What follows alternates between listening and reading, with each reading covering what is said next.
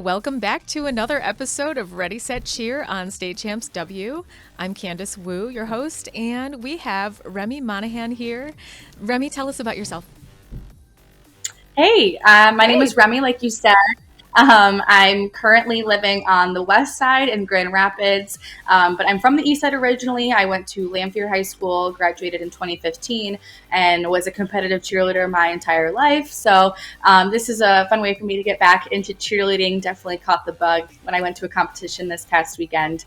It did cry a little bit, like for literally no reason. But there are so many reasons.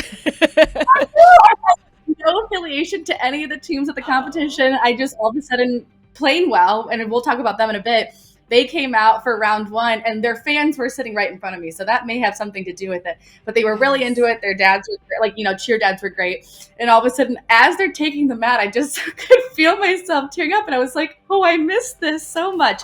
So I'm very, very excited to be chatting with y'all today about cheer across the state of Michigan. And really, we're getting here the last competition of the regular season before districts. So I'm excited. I'm so excited to talk to you, and I completely understand the tearing up and even bawling sometimes. I graduated 2001, and then every time I would see a competition or even sometimes games, when they cheered, did their cheers, I would just tear up, and I'm like, what is happening? But you're like, am I old or what's happening here? But I love this. Yes. Well, I was curious what it was for you before we jump into talking about all the teams that are doing fantastically this week. But, for me, it's that feeling of being with your team and working so hard together and going through trials, going through challenges, going through victories, and that feeling that you get that you're doing it, you're giving it your all. What is it for you that made you tear up? I think, like I said, part of it was that their parents were right in front of me and just the energy that you can feel from that as you're about to take the mat. And that was at the end of round one. So I'd seen quite a few teams obviously on the mat that day. But I think I just was like, gosh, I really missed this. I had not been to a competition since my last competition, which would have been February 2015. So It's been almost 10 years because I moved out of state and all this stuff. And so it's been a long time. And I just think all of those feelings really sunk in for me. I also really loved round one personally, the dynamics of it, the level changes, the motions. There's some things really special about level one or about round one, I think. And so I don't know, I think just kind of everything hit me at one time. And I knew coming into it, Plainwell was ranked pretty high and that they had, high expectations for themselves and were projected to do really well that weekend. And so I was just like, oh, I'm excited to see, how they do. And so, I just, like I said, I think all of those emotions hit me at one time and I was so excited just to see them and just, be at a competition. So it was really fun. Yeah, it's so contagious sitting next to the fans and parents of each team. So let's just jump right into it. So Plainwell was at LMCCOA at Byron Center this last weekend. Yes. Yeah, tell me about the competition and tell me more about how they did. Yeah, so I'm going to bring up some notes I took in my phone because I just, wanted to, have some stuff. And just for round one, this is what I wrote for Plainwell. Wow, powerful. Jumps were stunning, so loud. Those were kind of the three main takeaways I had and really it carried through all of their rounds. But from the moment they took the mat to the end of round one, round two, round three, they commanded my attention. And obviously that's really huge for a team that comes out and draws you in from the moment they take the mat before they even open their mouths, that presence and kind of that confidence that they have. And so you could tell they were ready. They felt good. They did not look nervous. They didn't look, hesitant in anything at all. Even when you get into round three and you bring in all the jump or the stunts and the tumbling. And so I just was really, really pleasantly surprised. I think they also, are starting to make a name for themselves. Last year, they barely missed out on going to states. They had a really tough region and barely missed out on going to state. And that was a huge motivator for them, I think, coming into this year. Their t-shirts say "Start the clock." And I think, for them, that also signifies this is the time that you should start paying attention to them. And even I overheard, I can't remember, it was a different coach talking to their head coach after they had won, because they did win Division II. And the other coach was like, "Oh, my girls came up to me and said, 'Who's playing well? We've never even heard of them.'" Because they are kind of a small school down near Kalamazoo. Unless you're kind of from the west side or really paying attention, you probably haven't seen a lot or heard a lot about them. But that's going to change this year. They are coming for it, and they want it. They want to be in Mount Pleasant without a doubt. Oh, that's so great. And they're fighting for it, and the time is now. The clock's on. Yeah. Go Yes. playing Yeah. well. So what else happened at the competition? What other teams are you looking out for? Or what other teams did you see there?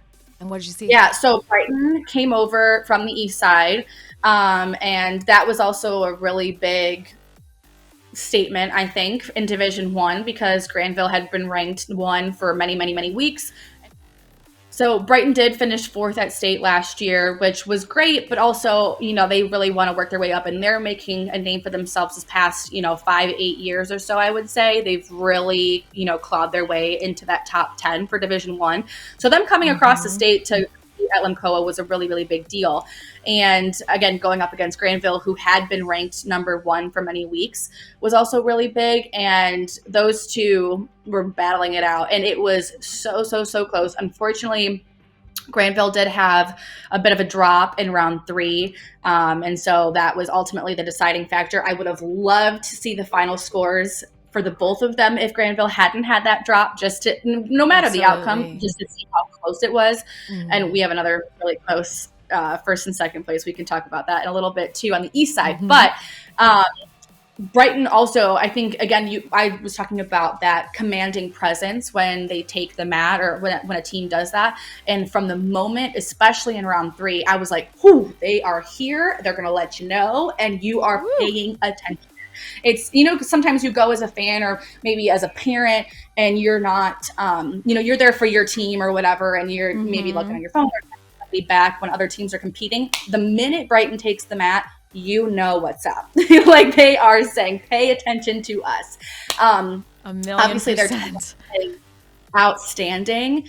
And they have a low to high full around, which I wish I had a video of me watching that, because I know that they're capable of incredible stunting, and then watching it, I was like, oh my gosh, yes! Like, it just was so incredible to see. So yeah, they were really, really great. I got to give a big shout out to my girls at Granville, though. I've worked with them personally in my full-time job, because they're a West Side team, and the level of creativity that they bring to all 3 rounds, not just round 1, every year, I think is a huge reason why they stand apart. It's little tiny things that I notice in their routines. I can't remember the exact words, there's something in their round 3, though. They basically pop up, they're all in elevators on a slight diag across the mat. And then, they start in a line, then they move to a diag. And as they're moving, the flyers stick their hand out to the side. And the words say something about like moving on up, or I can't remember the exact words, but visually, and then with what they're saying, the correlation is so perfect, and those tiny, tiny details to me make the biggest difference. So I love seeing that kind of stuff. Again, would have loved to see Granville stick and just see where the points would have laid out there. But also, I think the really cool thing about LMCOA as a competition, it's hosted by the Lake Michigan Judges Association, and they give out scholarships to graduating seniors all across West Michigan for teams that compete at this competition. And girls can fill out scholarship applications, and their coaches also submit little essays about who they are and how they've impacted their team. And all of the concession sales, the t-shirt sales, and then any donations that LMCOA gets throughout the day go towards funding those scholarships for these girls. And so their minimum is to give away at least 10, or raise enough money for 10 scholarships. I believe at least both for Division 1 and 2, and then 2 and 3, they gave away 12 at each session. So 24 in total, which is a huge thing to do for girls Yes. that are going to college or whatever they're deciding to pursue after they graduate high school. And then they also honor all of those girls individually before awards start. And so overall, it was just a really great competition. And again, my first competition in almost 10 years. So a really great way to get reintroduced to cheerleading. You didn't just dip your toes back in, you dove right back Yeah. in. You're Yeah. just like head first, water all over you. Yeah. Yes. That's Yeah. so So much fun. exciting. Yeah, so Hmm. exciting and lots of really great support for the girls too. That's really good to know and great to spread the word because it sounds like they're doing that year after year. Is that right? Hmm. Yes. Yeah. Every year they've done it. I don't know for how many years. It sounds like it's been going on Hmm. for quite a while. But yeah, a really big focus on continuing education with these girls and, helping them out with whatever, again, they're going to pursue after graduation. It's not just about winning. Tell me about the mindset you've taken on when you were cheerleading. Just, I'm thinking about it's not about winning all the time. It's about the character you develop, it's about who you become as a leader, it's about what you Hmm. learn and the challenges that you face and how you overcome those. What do you think about that part of the process? Yeah, I think that's a really huge part, and that was something we heard a lot. Like I said, the head judge of Limcoa was actually announcing all the winners and reading a little blurb that their coaches wrote about these girls, and a lot of them were talking about the leadership qualities that they've built and how they've grown as leaders, whether they are very vocal or maybe a quiet leader and leading through their actions. And I think that's such a huge part that you learn in all sports, but in cheerleading specifically, because you are on this team where you really have to work as a team. And you do Hmm. obviously in other sports, but it's different, I think, because in basketball, for example, there's the point guard who's typically going to make a lot of shots, or there's a big man who can make a lot of blocks, or whatever that looks like. And in cheerleading, you have to all put that together. Maybe there's girls who are more tumbling focused, or who have really high jumps, or who are, boss bases and they can hold girls up for hours and hours, but it doesn't work unless you all work together. So I think really learning to be a leader and motivating everyone in different ways and learning what that looks like for every individual. Maybe somebody needs, more verbal assurance, or they need to be coached a little bit more verbally. Maybe somebody needs to physically do something and work through it, try to put up a stunt if they're learning a different, a 360 up or something, or whatever that looks like, and they have to physically do it versus seeing it or talking about it. And so that was something that I really took away from my experience as, a competitive cheerleader, especially I think in Michigan, it's so different. And so I learned how to work with a lot of different people, and especially my school was pretty small. My freshman and sophomore year, we were a Division 2 school, and then junior senior year, we dropped to Division 3.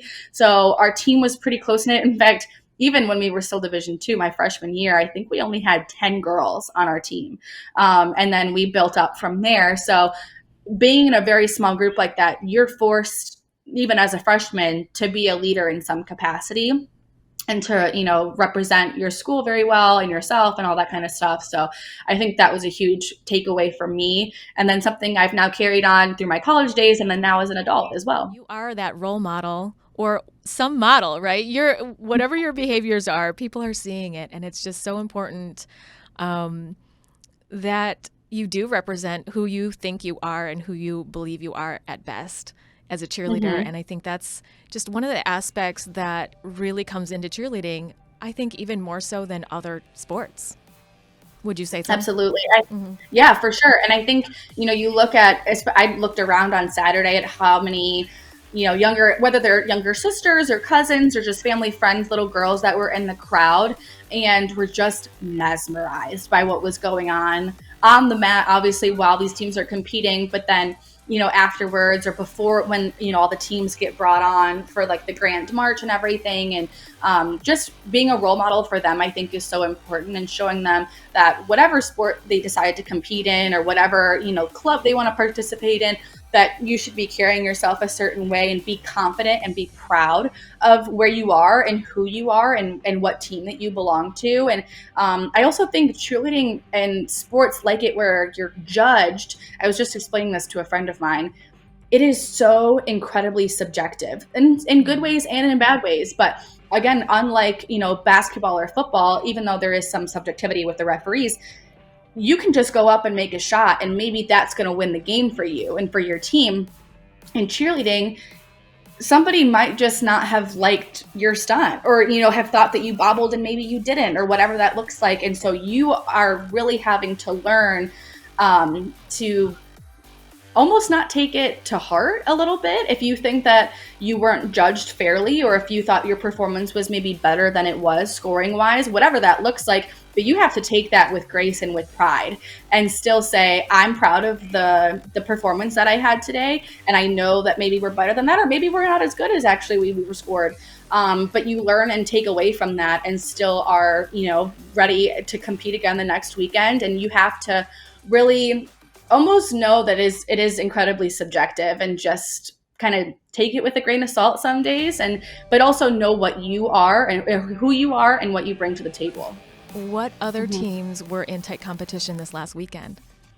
Yeah, so if we head over to the east side, over at Wyandotte, Division 1 was a dogfight. So just to give you all a rundown, that D1 competition was Lincoln Park, Plymouth, Rochester Adams, Saline, Stony Creek, Woodhaven, and Wyandotte.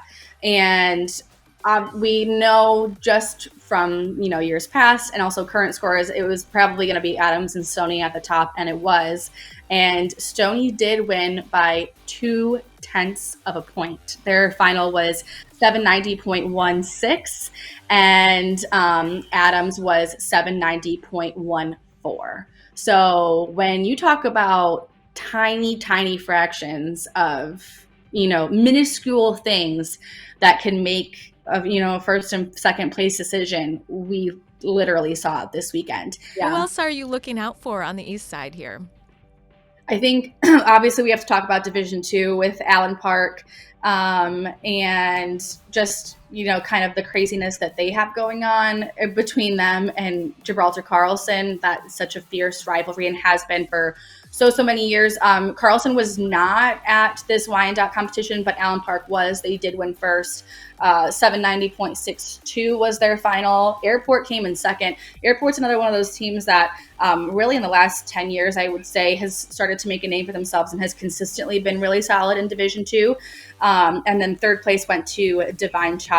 They were their final was 764.66. So quite a bit behind Allen Park, actually. But we will see next Wednesday's the Downriver Championship. That's at Lincoln Park. And that championship, that's the conference championship between Allen Park and Carlson. What happened in D3 at Wyandotte? Yeah, so we kind of had a bit of an upset. Grosse Ile actually came in first. Their final was 784.04. Notre Dame Prep in second, 2 points behind them at 782. No deductions necessarily on the score sheet that we're seeing here. I personally haven't had a chance to watch the video from that competition, but that's a big win for Grosse Ile. Wow. Yeah, and I know Notre Dame Prep has had a really strong program for many, many years. So Grosse Ile, wow. Okay. Yeah, be looking huge out for win both for of them. Yes. Mm-hmm. So let's jump over to the Royal Rumble. What happened last weekend? Big win for Rochester on their home turf. Obviously, I know you're very excited about that, Candace, because you're a Rochester grad. 792, they're one of the highest scores we saw all weekend. I mean, that's like crazy high. Rochester coming in first there. Looking up the score sheet, Dakota actually in second, 779, but still a big jump. That's almost 15 points or so between first and second place. So Rochester with a commanding win, and then Eisenhower in third at 776. So, but that D1 division was stacked. It's Anchor Bay, Bedford, Clarkston, Dakota, Eisenhower, L'Anse Creuse North. L'Anse Creuse North, we should talk about them too, because I see them all over social media. Holy crap, they're really good. Rochester, Royal Oak, and Utica were the Division 1 teams from there. And then Carlson actually was the only Division 2 team at that competition, obviously coming in first because they were the only one, but their final was 792 as well. So, but Rochester, you know, it's always going to be Rochester. You always can expect a lot from them when it comes to competitive cheerleading. And I'm sure as an alum, Candace, you kind of can talk about that a little bit and just like the legacy of Rochester cheer. They came back with a fire this week, Saturday, because Wednesday they had a competition and they dropped a stunt. And so it was a little bit rough for them that day. But they came back 3 days later with just this fire burning in their souls. It seemed like that they wanted this. And they really brought it that day. They stuck every stunt. That's amazing. They stuck everything. They're just bringing so much passion to the floor. And that is what excites me. That is what makes me feel that energy that makes me want to cry. So I'm always excited to see them. Yeah. I think too, you talk about them, them coming back with a fire after they, had a fall on Wednesday. I think what we might see the same thing from Granville after they had a fall this past Saturday. And when they go to compete next, sometimes when you're at that such a high level, it's not that you're cocky or not that you're like overly confident necessarily, but you have this level of expectation. And sometimes that fall or sometimes, and I don't want to make it sound like second place isn't good because it is still incredibly competitive, especially in two competitions like these two. But sometimes you need that. Sometimes you just have to, it lights that fire a little bit under your butt. And I think, what you just said about Rochester seems like we saw that with them as well. Absolutely. Absolutely. And yes, LCN definitely has caught my eye quite a bit. What are you seeing out there? They're tumbling for one. Holy cow. Stick after stick after stick after stick. Just from what I see on social media, whoever runs their Instagram, got to give some props to them. Right. Because they are turning out content. I love that. And I think and them and Granville, actually, I see a lot of, and Notre Dame Prep has really got on social media too. I think they're bringing awareness to what MHSAA cheerleading is because it's so different from any other state across the country. And people are saying, wow, look at those motions. Wow, look at that stick. Wow, look at, that just, it's very different than anything else. And so I think it's really creating some buzz. But again, I think Linus Cruz North's tumbling is unbelievable. Like their tucks in round 2, chef's kiss, stunning, beautiful, perfection. I can't ask for anything better. But also they have some really creative flares, I think, in round 3, just kind of some ins and outs and some like entrances in and out of stunts. And I think that's some ways that you can really add things to round 3 because we do, based on the level of competitiveness from, I can't say competitiveness. I think it's what MHSAA allows and doesn't allow as far as level of difficulty in some ways. There's a lot of teams that are always going to be at that really high level of difficulty, but then the ins and outs, the transitions from stunt to stunt really make the difference for me visually. And I know they obviously add points as well to the overall score sheet. So I think LCN does that really, really well. And I would love to see what they do, hopefully at states this year. Yeah, we're definitely cheering them on. Now you mentioned just social media. And how we're seeing teams on social media. Someone mentioned to me the other day, it's like psychological warfare. I don't want to call it that, but what are you seeing as far as this being a component of what's out there and what teams are having to navigate? Yeah, I think it's interesting. I think it can be a fun way for teams to just, put themselves out there as a whole. Like I said, I think it's really bringing some eyes to Michigan cheerleading and showing people across the country that our type of cheerleading is very different, but also very cool and very interesting. And so I think it's really great to see that.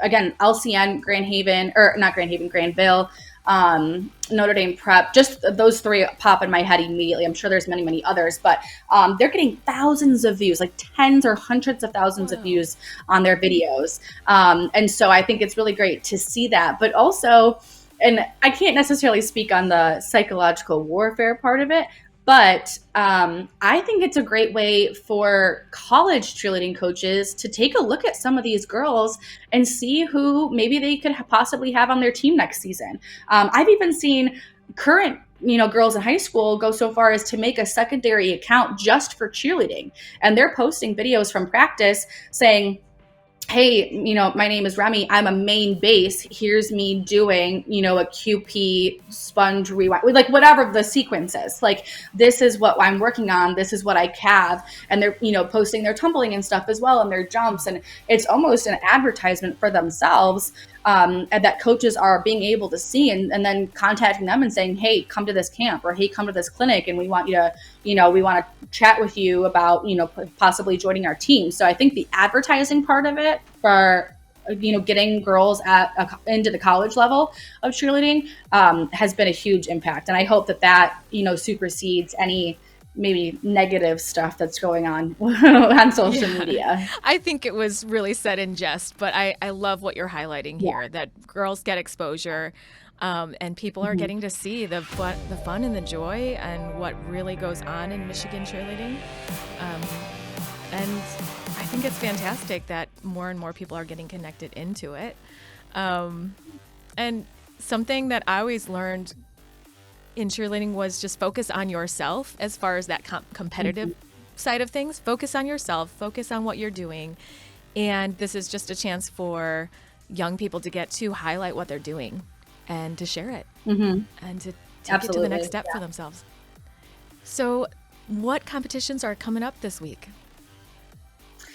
I know that there are quite a few, and teams are getting ready for their hopefully last conference meet or conference competition. Like I mentioned, the Downriver Championship next Wednesday at Lincoln Park. That's one that I'm going to have to find video of at some point because, again, just with Carlson and Allen Park being the top two teams in that conference, I would love to see who comes away with a win there. But I know that we're going to also have, an OK Red Conference Championship over here on the west side. That conference is stacked. That's, where Granville competes, but also Jenison came in third, I believe, at Limcoa in Division I this past weekend. They kind of pleasantly surprised me as well. I hadn't seen much of them, and then they came out and were really, really solid. But also that conference includes, Rockford is in there, East Kentwood, West Ottawa, Caledonia. So they have some powerhouse teams besides Granville in that conference as well. So definitely going to be looking out for that one too. For the full list of competitions this week and this weekend, check out ccam.com. Thanks so much, Remy, for sharing all your wisdom, for sharing all of your observations. Anything else you want to share with us today before we go? No, I don't think so. I do want to give a quick shout out to my alma mater, Lanphier High School. They are doing incredible this season. I know we didn't get to touch on them too much today, but really pleasantly surprised with their rounds for this year and just kind of where they're at. They're ranked in Division III also right now, so would love to see them try to make a run, and maybe we could talk about that next time. Absolutely. That sounds great. I'm so glad to hear that shout out. And definitely shouting out Lanphier. Shout out to all the teams this week. Good luck. Enjoy the competitions. And see you next week on another episode of Ready, Set, Cheer.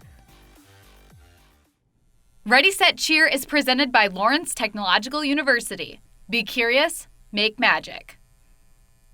Ready, Set, Cheer is also brought to you by the Michigan High School Athletic Association, promoting the value and values of educational athletics. The Michigan Army National Guard, proud partner of the MHSAA. And the Detroit Athletic Club Foundation Athlete of the Year Award. Applications now being accepted until March 31st, 2024, for the male and female Athlete of the Year. Download the application today at dacathleteoftheyear.com. You cannot be nominated if you don't apply.